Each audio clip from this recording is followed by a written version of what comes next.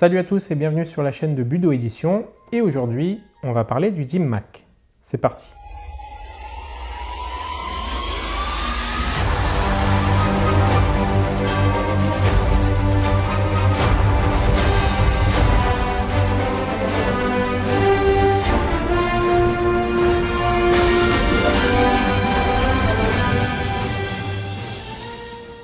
Alors, vous avez certainement déjà entendu parler du DIM-MAC, soit par la télévision, soit par les bandes dessinées, soit par les ouvrages que vous avez déjà lus à propos des points vitaux. C'est une facette des arts martiaux qui est tout de même méconnue, en particulier à la lumière de la science, puisque les études scientifiques à propos du DIM-MAC sont très peu nombreuses. Et l'ouvrage que je vais vous proposer aujourd'hui est justement issu de l'étude scientifique la plus aboutie à propos de l'utilisation du DIM-MAC sur le corps humain. Donc pour rappel, le DIM-MAC, c'est l'art de toucher les points vitaux. J'ai déjà présenté sur la chaîne de Budo Édition quelques ouvrages à propos de l'application des points vitaux, que ce soit en combat, que ce soit simplement pour leur étude thérapeutique. L'ouvrage de Michael Kelly nous présente en fait une étude du DIM-MAC à la lumière de la science pour comprendre comment cet enseignement traditionnel chinois de l'étude des points vitaux est vu scientifiquement de nos jours avec les connaissances actuelles. Alors c'est assez intéressant parce que l'esprit critique étant ce qu'il est, on pourrait se dire que les points vitaux sont simplement l'une des facettes d'une médecine traditionnelle très philosophique qui n'a pas vraiment de fondement physiologique, mais en fait il y a des fondements et cet ouvrage le montre et c'est très intéressant d'étudier comment la science dialogue avec la médecine traditionnelle chinoise. L'auteur d'ailleurs a fait un excellent travail à ce sujet. Je rappelle que Michael Kelly est docteur en ostéopathie de l'université du New Jersey, donc c'est quelqu'un de très qualifié qui peut nous parler du DIM-MAC, de son application sur le corps, de la situation, de la localisation des points vitaux. Donc c'est quelque chose d'assez intéressant parce que comme je le disais dans les arts martiaux traditionnels, on présente souvent les points vitaux, mais on ne présente jamais vraiment d'études qui permettent de comprendre ce que sont les points vitaux à l'aube de la science. Cette étude le fait et c'est cet ouvrage qu'on va présenter aujourd'hui. Alors comme je le disais, c'est un ouvrage à propos des points vitaux, donc tout au long de l'ouvrage, vous avez la situation des points vitaux sur le corps humain qui est représentée par des dessins et ensuite qui est commentée par l'auteur. Et donc vous avez à la fois des représentations des points vitaux sur le corps humain un petit peu partout, mais aussi vous avez l'explication de comment ces points vitaux sont situés en rapport avec le système nerveux, en rapport avec le système musculaire et en rapport avec le système osseux. Donc c'est très intéressant et ça permet de se faire une bonne idée de la situation, de la localisation plus précisément de ces points vitaux sur le corps humain d'après la médecine traditionnelle chinoise. Vous avez donc plusieurs chapitres qui composent l'ouvrage. Un premier chapitre à propos de science ou science-fiction, donc qui soulève la question de la scientificité de cette médecine traditionnelle chinoise à propos du DIM-MAC, des points vitaux. Ensuite, vous avez un chapitre qui étudie le système nerveux, un chapitre 3 qui étudie les points vitaux en eux-mêmes, leur localisation sur le corps, un chapitre 4 avec les méthodes d'attaque des points vitaux, puisqu'il ne suffit pas de savoir où ils sont localisés, mais il faut aussi savoir comment les frapper pour pouvoir avoir une frappe efficace et utiliser ces points vitaux à bon escient. Le chapitre 5 interroge le knockout médical. Le knockout, en boxe anglaise par exemple, c'est un état de conscience que l'on connaît. C'est-à-dire que le cerveau, lorsqu'il prend un choc, il va bouger très légèrement dans le liquide cérébral. Et en bougeant très légèrement, les connexions nerveuses vont se perdre, et en particulier les connexions nerveuses qui sont loin du cerveau. Donc c'est pour ça qu'on voit très souvent des boxeurs qui parfois restent conscients, mais qui ne peuvent plus se relever parce qu'ils ne sentent plus leurs jambes, parce que les connexions nerveuses des jambes sont très éloignées du cerveau par rapport, par exemple, aux connexions nerveuses du torse ou des bras. Et donc le knockout, c'est un état dans lequel les connexions nerveuses sont perturbées. Parfois, il y a d'ailleurs un knockout total, c'est-à-dire un état de perte de connaissance qui est provoqué par le choc. Donc en boxe anglaise, c'est souvent un coup de poing au menton qui va faire vriller un petit peu la tête pendant une fraction de seconde. Le cerveau bouge dans le liquide qui est contenu dans la boîte crânienne et ce très léger mouvement du cerveau fait que les connexions sont perturbées et qu'on peut perdre connaissance. Donc l'auteur revient sur ces états-là, il explique comment la médecine chinoise dialogue avec ce que l'on connaît de la science. Donc c'est un dialogue intéressant parce que ça permet de remettre au centre la science, c'est-à-dire l'état actuel de nos connaissances scientifiques, de nos connaissances médicales à propos de ces états, à propos de ces points vitaux, et de comprendre comment le DIM-MAC peut s'insérer dans nos connaissances actuelles, c'est comprendre comment on peut utiliser et conserver et perpétuer cette médecine traditionnelle chinoise de nos jours alors qu'elle est plusieurs fois millénaire. L'auteur revient également dans un chapitre suivant sur les attaques sur les organes internes, sur le cœur, sur les synthèses et les fondements et sur la synthèse avancée. En ce qui concerne les attaques sur les organes internes, en réalité, on en fait tous. Parce que quand on attaque, par exemple, le foie, quand on est en boxe anglaise, tout le monde sait que le coup au foie est un coup extrêmement douloureux et que c'est très difficile d'entraîner ces organes à pouvoir absorber ces chocs. En général, ce qu'on essaye de faire, c'est plutôt se muscler les abdominaux pour absorber un petit peu mieux les chocs qui sont donnés au corps, par exemple les coups de poing ou les coups de pied qui peuvent viser le foie. Et donc là, c'est intéressant d'avoir une vision scientifique sur les attaques sur les organes vitaux, que ce soit le cœur, le foie, la rate, les poumons. On a tous eu, par exemple, en combat, un coup qui qui un jour nous a choqué les poumons et nous a fait couper la respiration. Donc ça, c'est des situations qui sont exposées ici et qui sont relevées scientifiquement. Donc moi, je trouve que c'est un ouvrage très intéressant parce que ça permet une bonne fois pour toutes de comprendre si oui ou non ces techniques du DIM-MAC, ces techniques traditionnelles qui touchent les points vitaux, peuvent véritablement fonctionner dans une situation de combat. Si oui, comment et pourquoi ça fonctionne. Donc c'est surtout ça qui est intéressant, c'est de comprendre le pourquoi du comment, de comprendre pourquoi ces attaques peuvent fonctionner. Et parfois, c'est des choses plus simples que l'on ne pense. Par exemple, toucher les centres nerveux, une attaque au foie, une attaque aux parties génitales, ou simplement perturber le système nerveux cérébral en faisant bouger le cerveau dans la boîte crânienne avec un crochet dans la mâchoire ou ce genre de choses. C'est des choses qu'on fait en boxe anglaise en général. Donc c'est des choses très simples, mais il y a aussi des points plus complexes, des points sur les bras, sur les jambes, sur le dos, sur la nuque, des points que l'on peut toucher pour avoir un certain résultat. L'auteur a étudié ces résultats et présente ses conclusions dans cet ouvrage. Je vous montre quelques exemples en vidéo. Vous avez par exemple ici un dessin du corps humain avec le système nerveux, les nerfs sympathiques, le nerf cubital, le nerf médian, et on voit bien ce système nerveux arriver jusqu'au bras, et donc on comprend comment les points qui passent par ces centres nerveux peuvent être attaqués, peuvent être touchés pour espérer une efficacité supérieure à un autre endroit qui serait démuni de ces points vitaux, de ces points du DIM-MAC. Donc c'est un ouvrage important qu'a réussi Michael Kelly, puisque c'est un ouvrage qui lève le voile d'une certaine manière sur les connaissances traditionnelles de la médecine chinoise, du DIM-MAC, des points vitaux, les connaissances qu'ont transmis oralement parfois les grands maîtres des arts martiaux et que l'on peut aujourd'hui analyser à la lumière de la science, à la lumière de la médecine moderne et pouvoir se rendre compte si oui ou non le DIM-MAC fonctionne en combat. Voilà, donc je ne vais pas aller plus loin pour cette courte présentation du DIM-MAC face à la science. Je vais vous laisser vous faire votre propre avis à tête reposée. Je rappelle que l'ouvrage sera disponible partout en France au prix de 20 €. Il est évidemment disponible sur notre site internet budo.fr, mais il sera aussi disponible sur tous les sites de vente de livres en ligne, que ce soit Amazon, la Fnac, etc. Si jamais vous voulez le commander chez votre libraire, vous le pouvez, et si vous habitez la région parisienne, vous pouvez vous rendre à Budo Store pour l'acquérir. Voilà, c'est tout pour moi et pour cette courte présentation du DIM-MAC face à la science. Je vous laisse et je vous dis à la prochaine sur la chaîne de Budo Édition. Salut!